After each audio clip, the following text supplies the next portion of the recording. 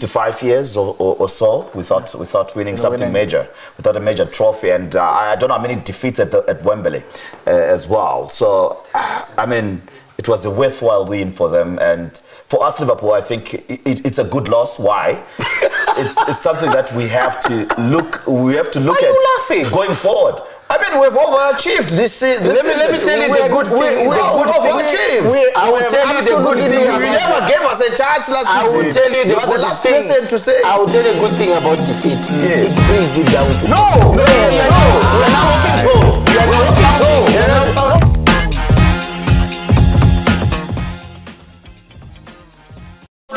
We're good sports people. We take defeats. We accept that there are three results in a game. A win, a draw, and a loss. And we don't blame the ball. We don't blame the ball or the referee. We don't.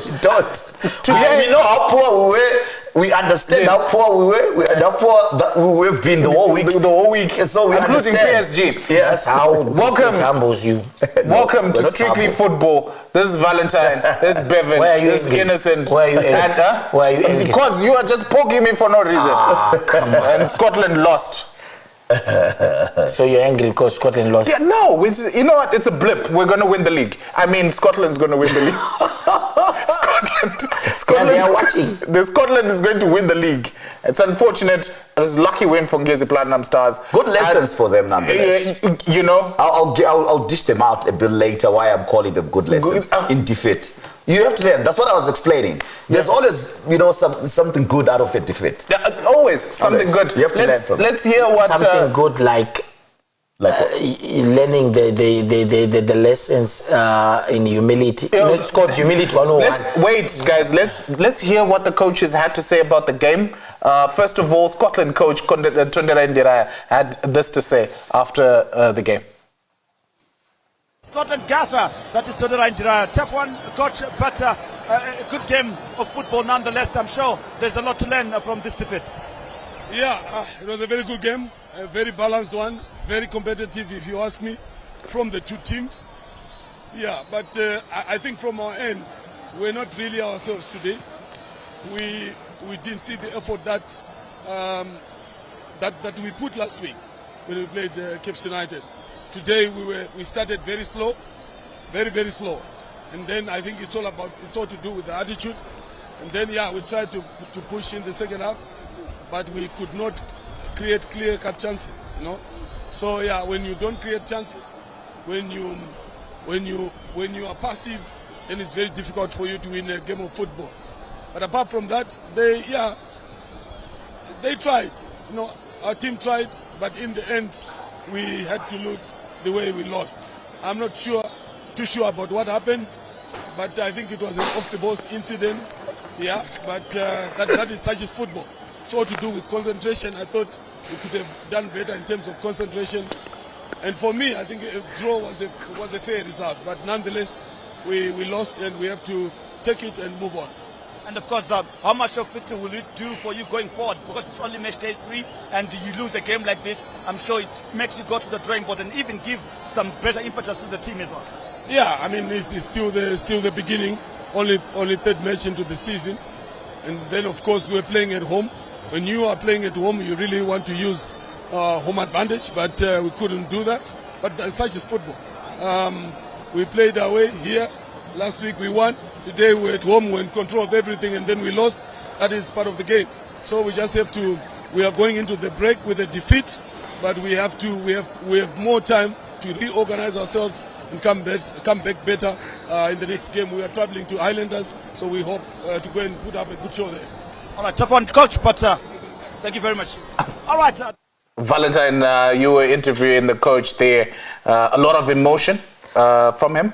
Indeed, and but I was also trying to rub him the right way in terms of leading questions as well, in terms of accepting the defeat. Like I always say, there's something great in a defeat, and I'm sure it's something that will vindicate him in terms of how he wants the team to play.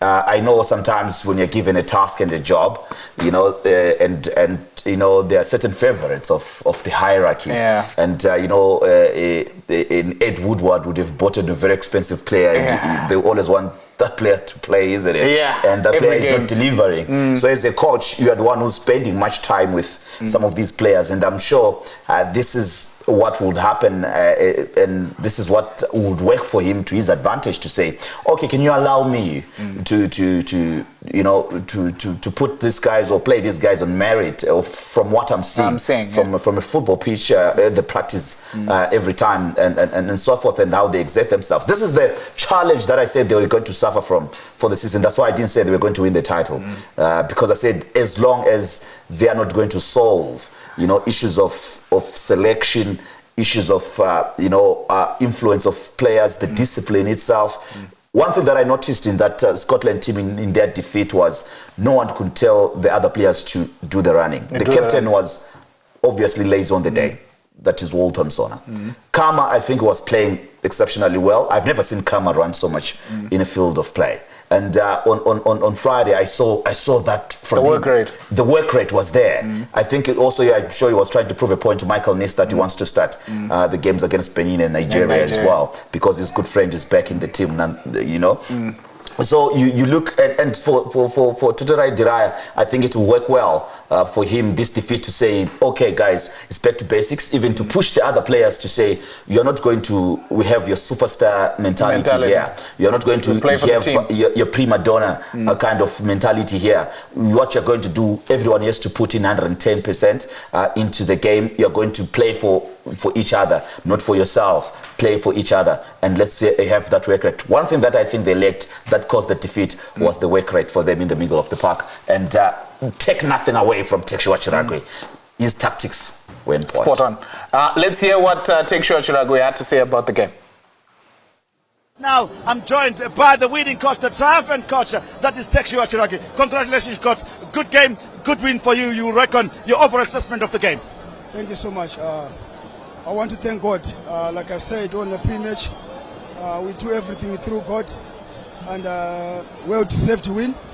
I think we had our game plan went well, and I think the key point was for us to keep possession and to make sure we make them suffer without the ball.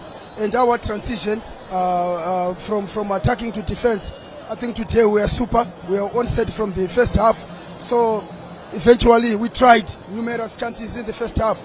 We could manage to get through, but we kept on going. And second half, we have seen that they are staying too long at the back, and we change fresh legs to have speed in attack, and hence it gives us an advantage for the set piece, because the young man Tinashe Mafuti was very quick, and obviously then we got a penalty, and that penalty we are happy because we are going into attack, that we have initiated that. So it's an opportunity that we got, and after that I would want to congratulate the players for their resistance and listening very carefully to the instructions. So today we thank God for 3 points. All right, thank you very much, coach, and congratulations once again. Thank you.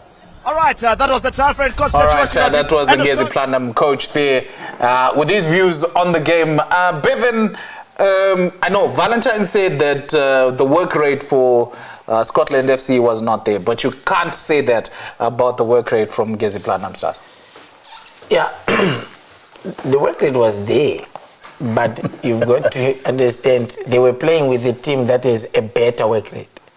If you look at your Premiership, and if you understand your Premiership, Ngezi, they are probably the hardest running team in the league. Ever since Tekshua Chiragwe took over, that's his style of play. They will run to a standstill. No wonder you saw Richard Achiro emerging as the man of the match, because he literally was mopping up the middle of the park. If you ask me today, the Achilles heel of Scotland right now is not just an aging back four, but it's also the middle of the park, where they do not have a gritty player right now. The injury to Chaone Punza is a problem to them. The injury to Kingsley Mreremba also is a problem for them. So for as long as they have to play with the guys that are playing now, they will not have that kind of strength you need. And whenever they will play against a team that has such a player in the mode of Achiro, they're bound to have serious problems. So in terms of running, I'll tell you, one of the reasons that I'll probably attribute to to the defeat to is they are like the Warriors Light. Okay. Warriors like they've got 6 or so players who have traveled actually with the national team. What that means is I'm not going to risk myself getting injured and avoid and not go and play for the national team, especially looking at a glaring fact that is only game number 3. Even if we lose, we can still recover. But I have to go, I have to travel. For example, I'm Togosi Msebe. I've never been to Nigeria. I'm going to have to go to Nigeria. You get what you are Murida or Shabalika Gibbs or the national team. Yes, you get it. You see now. He actually at some point had to abscond. I mean, you get it. So I understand that, but then again, there are still fitness issues in some of the players. If you're going to, I think Kama Billiard was injured pretty much the whole preseason. The same was with Walter Msona, who was not really fit. So at the end of the day, these are guys that are yet to be at the peak of their powers because they did not have a good preseason, contrary to everyone. But when you play against a side like Ngezi, naturally they will capitalize. Hence you saw those guys being substituted. Yep, you mentioned one player who was absolutely fantastic in that, in Richard Hachira. Let's hear him. You interviewed him. I've got to commend you on your Shona, by the way. Let's just hear what Hachira had to say about the game. Even the stars of Scotland, they were taken off. Hachiro, your hands on Tika Bora Center, you win now, man of the match. Watamba say Nasi, and how Winnie Yakakosha say good team yenyu. Winnie Yakatkoshera, do ya tatango fambira na start chingoda 3 points, and we are happy to win 3 points, and tenda ngwari neku recognize kuti ndaita man of the match. And Tawana you do cover most of the ground as well. And was it is it you? What energy were you on? Munosarungo vunza kuti nasi mkomana vara vanhu vese masters kama Billiard Msona vese vavari panze nasi. Ewa ndanchingoita basa rangu. Ndanchingoita basa rangu. Makorokoto. Thank you. Watsika Bora Center. That's Richard. That was well done. I mean, he was outstanding in the middle of the park. I had to find a word for it. You translated straight from English. Straight from English.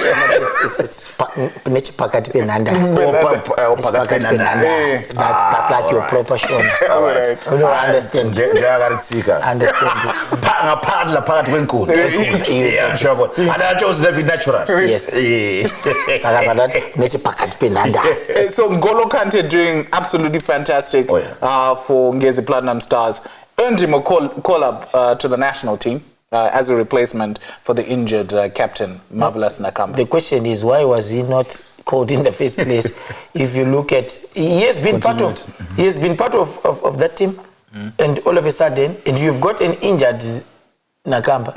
We all knew he was injured, and he was. We actually mentioned that during the. You get it, yeah. So really, and this guy had to prove to you that I can. I'm the one. Now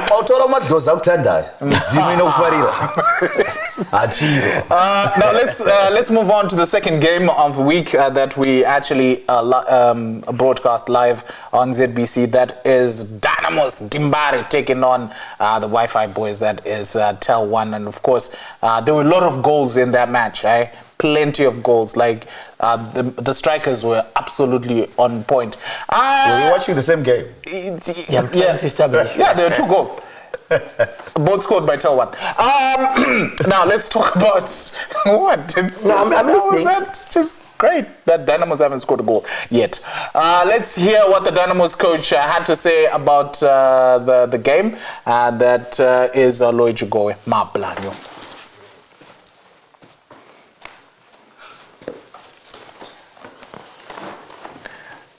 All right, before we give you what the coach had to say, you guys were disagreeing with me that... I don't tend to read Mablanyo. But same sport. You're not going forward, not going backward. Did you see me move anyway? The problem with, doing it with the same sport, yeah, you fall down. So, yeah, but I think he has...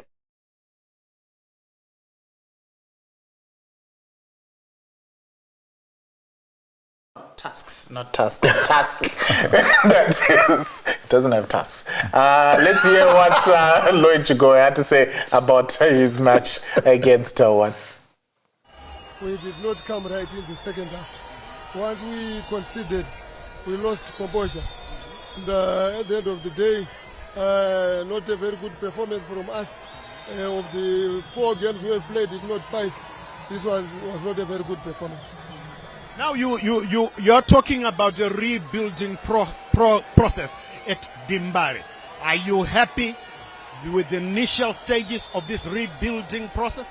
The good thing is we have managed to maintain parity in all our games.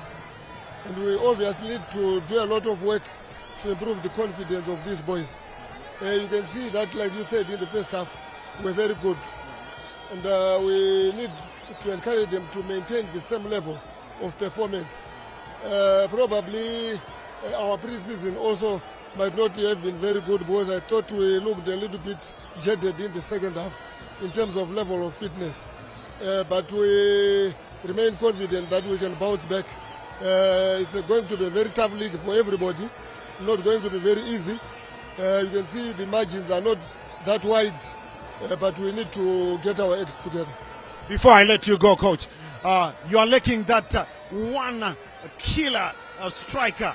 Are you on the hunt? Are you worried about that? What have you got for the Dynamos fans who are watching right now? Before I let you, we got a striker. We hope we can get him registered. We started training with him this week. What's that? Unfortunately, I'm not at liberty to disclose.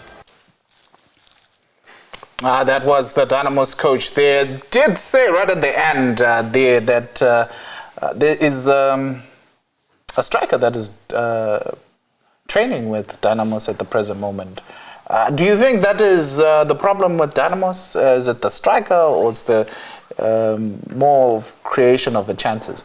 It's not more of creation of chances, really, or the striker. It's a bit of everything. You want to look at the squad composition. I said it and I'll say it again because I personally expect more from Dynamos. Yes, they did well in terms of bringing back what's his name, acquiring rather Clive Mandibei from Yada. He's quite a good player, but the kind of players that you're seeing at Dynamos now, and you would think that anything will come out of that side. Honestly, I don't want to be pouring water on the fire, but I have to. If things have to be changed at Dynamos, they have to be changed. If you look at the striker that they're talking about, that I remember, I think he's at the bio something. Is it the nickname or is his name?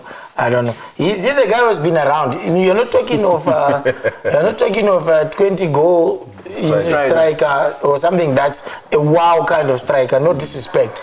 You look at it and say, these guys, they have fallen so down the peg to the point that they no longer attract.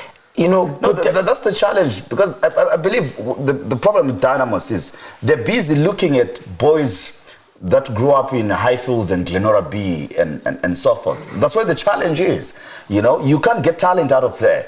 Dynamos have to understand that the dynamics have changed. All right? They can't afford those boys now in the elite cities of the country. They have to cast their net wider, bring those lads from the peripheries You know, because I believe there's greater talent out there. So their scouting has to change. You know, because scouting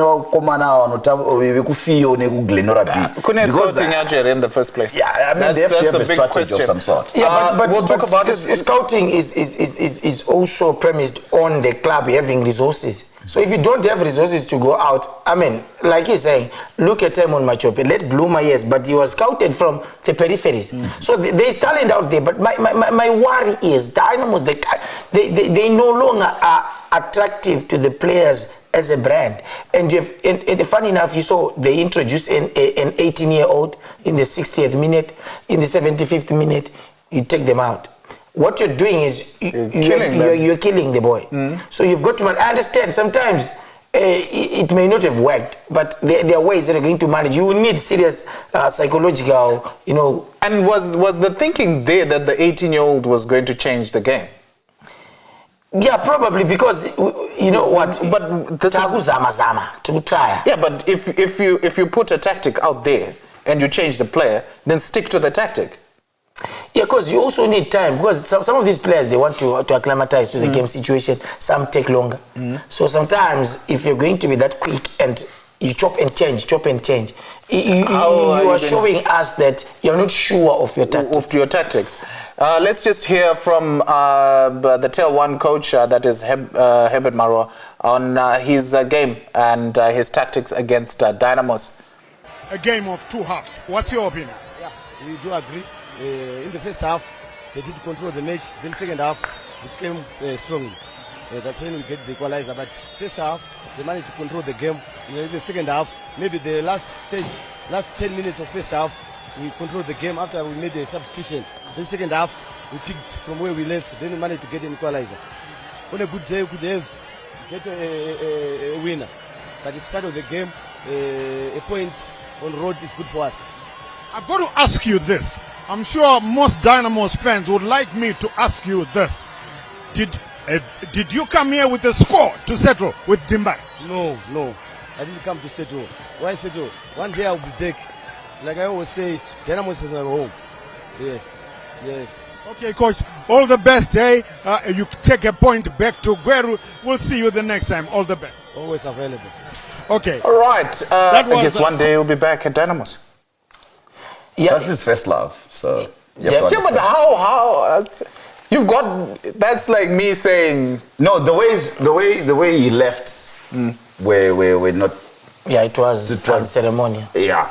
So I think he still has unfinished business, in as much as he has to feed the family. His first love definitely is Dynamos. It's like Taurai Mangwiro. I'll tell you that he would love one day to, you know, back at Dynamos and coach Dynamos as well. So, you know, there's such coaches within our midst. Just like Tekshua Shirabi, one day you'll be back at Caps United, you know, to coach Caps United at some point. What you mean? You will go there at some point. You know, life is a cycle like that. Life is a cycle. Come on, guys. Yeah, no, we understand. It's not really about. I'm telling you about the passion some of these coaches have, where their first love is. You know, yes, they're working elsewhere, but their first love, there's home. You know, where they want to be at some point. They will say, I won't want to end my coaching career without having managed or coached my first love. I actually had the privilege, as we're doing the pre-match interviews, I am the one who interviewed the coaches pre-match. So I specifically asked Mablanyo about Herbert Maroa, you know, being one of their own. And he says, yeah, it's going to be difficult because this is a guy who knows the institution inside out, and he will have, you know, inside information and all. Herbert himself, I asked him, he was propped up for the game. I think it's an issue on his part to have a point to prove. Like I said, even if you remember our conversation when he was fired, I looked at the log and I'm saying, why was he fired? Yeah. You get it, but you know the dynamics of our football politics. We know what happens. But in terms of the game in question, how he wanted, if you ask me, they were the better side. Yes, they were totally outclassed in the first half. You have to say, and we always said the second half belongs to the coach. To the coaches. And he came back, changed everything, and he dominated Dynamos, and he could have easily won. Though in as much I would say Dynamos were robbed nonetheless. I'm seeing a trend. We watched the game Herentals versus Dynamos the week before. First half, that's when Dynamos created all those chances, hitting the woodwork, every part of the woodwork. Second half, no Dynamos. It was Herentals had it in the box. They weren't attacking that much, but they were neutralizing. One thing about Herentals, if you don't beat them in the first half, you won't beat them in the second half. But I think as much as the saying goes, the second half belongs to the coaches. I also would not want to absolve the players, because there are times that you have to, okay, guys, we have to win this. We are at home, we are Dynamos, we are second half, this is tier 1. Definitely, guys, let's get the game, by its own. Yes. Let's you get it. So sometimes it speaks to what I've been saying from day one, the character and the kind of players that you have at Dynamos. I remember the days of your Monya for hire. They would break their legs. I remember the days on the pitch. Exactly. These were guys who knew what Dynamos is. And like what we're seeing now, you've got, I don't know. No, the problem is there's no longer junior policy. You can't cultivate a culture in there. Yes, there are those that come and to just beef up. But there is always that core. You need a spine of those that have your DNA. Yes. Talking about DNA, we are hoping that we have Warriors DNA in the Warriors squad. They had their first session yesterday. And what's your take on the games, Benin? I know we did talk about the scope as to what we should be focusing on during these World Cup qualifiers. Bevan obviously saying that we need to be concentrating on the Africa Cup of Nations and using the World Cup qualifiers as preparations for the Africa Cup of Nations. Is it still the same after the first training session that we saw with Michael Nice heading it?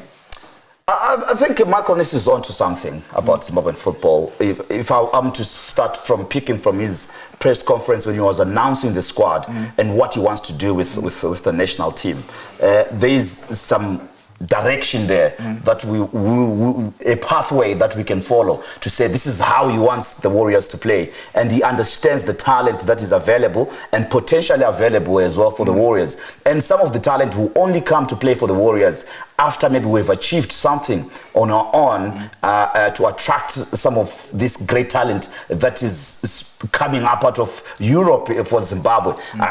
Go to Spain, go to England. There are players, Zimbabwean players there that are waiting in the fridges to say, if they sorted out, if they sorted out themselves yet or not, and if the current ZIFA executive can get it right. If the current ZIFA executive can get it right at this instance, what we want is for them to say, I think everything is good now, everything is running under order, and that's when we can say we can have those friendlies, Bevan, in Europe with other, bigger nations, and that will help us grow as a nation. And also, we have to, I will keep highlighting and lamenting this, the young talent that is emerging out of Europe. This is the time. You're talking about young Zimbabwean talent. Yes, young Zimbabwean talent emerging out of Europe. What we need to do with that talent is let's have an under-20 side and an under-23 side that probably can compete at the under-20 World Cup or compete at the under-20 Africa Cup of Nations or the under-23s for the Olympics. And if you created the backbone of it from the under-20s to the under-23s and you have that conveyor belt into the senior team, there are those that are mature enough already, the Chirewas and them that have already gotten into the senior side, and there are early mature players that you can graduate quickly to the senior team. But for the others, there who are are still trying to find their fit as well. You give them that opportunity to create that backbone, to create that core for the Warriors to be that conveyor belt. Then you fuse with what we're going to be doing now with the junior players within the local setup, and then the great talent from the local setup feeds into that, and then that conveyor belt is there. That's why sometimes we are struggling to say which player can we fit, which player can we find for the Warriors, because we don't have a system of graduating players into the senior national team, and we need to start doing that. But I think they have recently made efforts to remedy that. If you remember, they advertised the Warriors, junior Warriors, technical team jobs, as in they want the coaches. I think it speaks to us getting into the right trajectory, where we need to have that proper conveyor belt, as you put it, to borrow from your expression. But if you go back to years gone by, we had stronger national teams. Maybe they may not have qualified, as probably would be the argument out there, but it was stronger because these guys, they had rubbed shoulders from a tender age level up until they became seniors. So it gave them, identity, it gave them, familiarity and everything. So it was good. Then coming to the game, specifically the one we're playing, I feel this is a time where we need to continue winning, because if you cultivate the winning culture, even if when you get to the tournament, we will maintain that, and we've got that belief to say we can beat anyone, we can win any game. So regardless of who we are playing, I think we played Nigeria in the first game. There is nothing really that's special out of this world. We know they are a bigger nation. We drew with them, isn't it? Yeah, we drew. They had to come from behind, actually. If you look at it, they are not the Nigeria of old. Yes, they have better talent than ours, if you want to be frank and honest. They are bigger in almost every way in terms of football. But yeah, the gap is dwindling a bit because of the new way, the new trajectory. So I think we need to go and compete. We need to go and win. We beat Benin. And like I said in the previous podcast, my issue really is not us going to the World Cup. My issue is us developing and preparing for the Africa Cup of Nations. But with the winning mentality. With the winning mentality. Let's take the winning mentality to the AFCON. I get what Bevan is saying about cultivating that winning mentality. There is another sport that we will not mention by names that developed a losing culture, and now when they lose, it's okay. It's normal. Nobody's moved. Yeah, nobody's. They just carry their bats. I mean, their tools. And they've been, flattering to deceive. And they win. Anyway, they do this anyway. We're talking football. Let's talk about the squad itself. We know where we were talking about what needs to be done, but the squad itself. Big news is that, of course, we did announce it last Thursday. Knowledge Msona is back in the squad. We now have Kamabile at Knowledge Msona, who is playing up front for the Warriors. Prince Dube is scoring goals for fun. Gaddafi, doing well. He's doing well. So who's starting up front for Zimbabwe? That has been our problem during the African Cup of Nations qualifiers, is finding the goals. I won't mind starting with Kama on the left. Walter Msona in the middle, and then Prince Dube on the right. On the right. How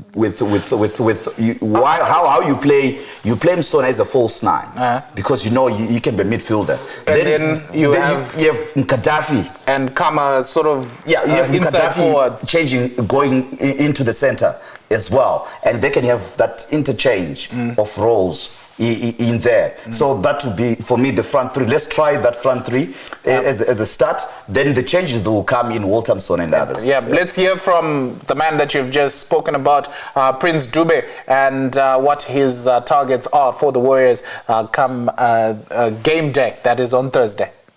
I think so far, we're traveling from different places. So I think for today, the training was a bit down, just to run it a bit.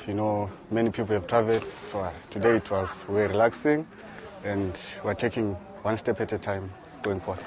Yeah, I think especially the way like we finished. So I think everyone is waiting for this chance, especially even the fans. You know, we finished well, so we just want to continue where we left and continue doing best for the nation. I think it's a matter of believing. If we just believe, we can do it. You see, we've got quality players. You know, we can look around. There are some experienced players that have come like from Sona. So I think if we believe in each other, work hard together as a team, it's possible. Anything is possible in life. There we have it there, Prince Dube setting his sights for the World Cup qualifiers. Like you were saying, playing Walter Msona as a false nine, and of course Kama and Prince Dube as inside forwards. For the Warriors, you concur, or you've got your own forward line? The cuff. Certified. Yeah. What is it? Cuff B or cuff? What is it? B or cuff? We are not here to talk about my credentials. we are the coach amongst us. Yeah, he talks about these credentials. Come on, questionable credentials. Don't be. Now you want people to be looking me up and stuff. No, I'm not talking about that. All right. So what's your front? It's a bit tricky for me, but I believe in playing a point person. Machope. Personally, yeah. I feel Machope. Okay. Yeah. I won't lie. I'm a time when Machope fan. Maybe I could have knowledge. Maybe supplying him with the balls. Okay. Just behind the main striker. So what would be the game plan there? 4-2-3-1. 3 attacking midfielders. I'll be frank with you. I'm not going to come up with a formation for you and tell you that. But I'll tell you probably what I expect and the players that can probably give that. Because here's this obsession with these formats and formations is the game situation may not present for you circumstances that allow you to do that. So I prefer looking at the players and looking at the strengths that you'd want. Because like I said, for me, these games have to be preparatory.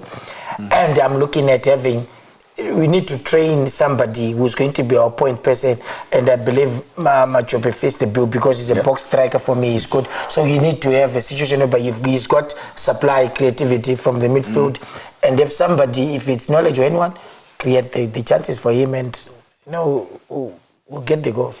There was one person that when the squad was announced that we talked about, Ishone Sumauchi. Let's hear from him and see how he feels about his inclusion in the Warrior squad. Thank you so much. It's an exciting feeling, especially being surrounded by so many good players, both local players and international players. It's an exciting feeling, to be honest with you. They're a bunch of cool guys, pretty calm, pretty welcoming also, and there's that feeling of I'm the new guy, I'm the young guy. No, it's just all family, it's all brotherhood thing, so it's been really good. Obviously, if given the opportunity to play, I'm hoping to put my best foot forward. Just like I've done in the league. And I think my strongest attributes are aerially. I'm quite good. I compete in the air and long balls, passing, and a little bit of composure. From the jump, straight up from meeting him when we first jumped in the camp, he's a pretty, calm guy. He's welcoming, he's warm, he's making jokes, he's funny. So it's not like a distant coach and player relationship, but come, let's talk type of relationship. So yeah, I do believe that there's still a chance for us to qualify. That's a man that has a lot to prove. Especially in his inclusion in the Warrior squad, according to somebody here. Why would you want to prove? He's like any other player in that squad. He shouldn't. He's one of the luckiest people in the world. To be included in that Warrior setup. Let's be honest. But I understood what Michael Nis said about it. To say he's young, he's a player who can develop. He's a player who can learn fast, and he's got the height and edge on his side. Hence the merit that he's got. But not that he totally deserved to be in that Warrior setup. I think he's quite fortunate to find himself in there. But nonetheless, He's a player. What do you mean he's quite fortunate? He's quite fortunate. He's not the best defender we have in the country. Yeah, right but now. it's not like all those that are there, they're the best in their positions. Yeah, but what I'm saying is, well, compared to him. Yeah, no, I'm saying, okay. Well, who's better? Listen. Okay, Mauchi, you say whatever you're saying about him. Yeah. I'm saying you're comparing him to who? Who was left out? Yeah. Boydon Tukure, for me, was outstanding for the whole season. And that he missed the calendar is still up to now baffles me. You know? Yeah, but I'll tell you one thing about the national team. Yeah, one player can be very good club football. I'll give you memory Choro and Joe Mugabe. Yeah, exactly. I totally understand that concept. I'll give you that. That's why I'm saying I understand it. That's Choruma was like legendary when it came to club football. It's the same with Lloyd Ntasa Samaita. Yes, it's the same thing. But isn't that the same with Gwegwerere as well? Yeah, well, Gwegwerere was a bit of both. Yeah. On his good day. Yeah. But how many good days? But you understand what I'm saying? Yeah. That he should be grateful to his ancestors. Or whoever is, is viewing with a view of, or a different view from everybody else. To see that he's probably a talented player. Because sometimes some of us, we don't speak from a development point of view. At the national team, we're not doing that. We're not developing a national team. So that's the question that was asked to Michael Ness. But Michael Ness said he's a player who cannot develop, and if there's a younger player, because he didn't mince his word. He said our league is an aging league, which I found strange. No, which is true. How is it true? It's true. How is it? How many 18-year-olds are playing in our league? How many under 23s are playing in our league? No. Let's be honest. I think are we still talking about those for that? Yeah. Okay. That's a very old league. No. With all the recycled players. Well, good and fine, gentlemen. We're running away. Players, it doesn't necessarily mean we're running away. We'll talk about this someday. We'll talk about it. But I just wanted to say something about Mauchi. Put aside whatever can be said, which I probably said at some point. But for me, this boy represents something different to our football. If you heard him speak there, you would think it's some boy from cricket or rugby. You get it? Well, come on. Let me finish. He comes from an affluent family. Can I finish that? Please. Let me finish what I'm saying. Yes. He speaks to our football opening up even to the affluent. That is what I'm talking about. Okay. This is a sport that traditionally you associate with Abosh Tungwiza, Magwegwe, Bari, and everywhere. I come from those places. Those are fighters. Exactly. I come from those places. Those are fighters. And then from those from... Can I finish? Can I pose a question that is not strictly football? We do not have... If Harare was going to be invaded, which suburb will save Harare? Thank you, we're done. So, let me finish. My point is, I think we are getting to a point where there's a transition of football. It's opening. You're likely going to... I've asked this question. Why don't we have a team from the affluent suburbs? Why don't we have maybe a team from... the white community, for example. You don't have anybody... are you telling me we don't have white talented players? They choose differently. You get it. So I'm saying now, because they choose differently. It's opening up. Look at those, in the day. Look at those tournaments that are being played in Dubai and I know. They go and... Scotland right now is assembled a side of these fancied affluent boys that have been put together that are going for a tournament soon. Which is why I respect the under 17. Because the game has to have everybody has to be inclusive. It has to be inclusive, and that you bring up a very valid point. Our football is mainly played Kwedu. Yes. You don't have a stadium this side. The passion. Yeah, and even schools tournaments. I'll tell you, it's about dominating. It's about the passion. It's about the fight. It's about improving your life. If you look at other sports, you've got people that don't have much of an option. Unlike the affluent lads who've got much of an option. Why is it Wait. You asked the question. You asked the question. We're talking about the Warriors. Okay. We're talking about the Warriors. This is a podcast in its own. We're going to have this discussion in a podcast. You said that, how old is Ishones? I think he's turning 23. He's turning 23. It speaks to the fact that we don't have an under 23 side. That's why we're having him in the national team and having to learn from... Because it would have been different. I'm sure Texas would be loving to watch him to say, Oh, okay, probably. But now he is over 23. So anyway, obviously we're looking at the Nigeria-Benin matches not as a must-win match, but you said that mentally it would be good for Zimbabwe to continue winning. Definitely, because you and want, especially winning against these. Exactly, it boosts your confidence. Hence, I said when the initial team was announced, I said I didn't agree with some of it to say you're leaving out certain players because you're saying they're injured or they were not playing, because we are developing, looking ahead to the AFCON. Valentine? I think he made it clear that there can be a turnaround in all this, because there's still 18 points to play for. Turnaround and they have qualified for the World Cup. Yes. No, we are not yet there. But if we win, Bevan, if we win in terms of our continuing the culture of winning, if we win 18 points, we're going to the World Cup. Definitely we will. And but if we 18 points, that could be the scoreline at the World Cup. My name is Innocent. This is Valentine. This is Bevan. This has been Strictly Football.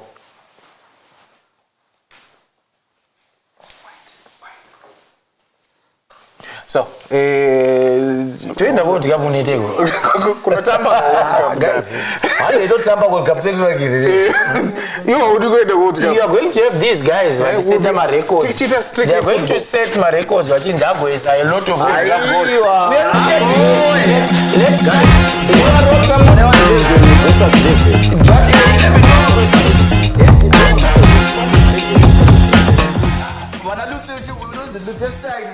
Liechtenstein.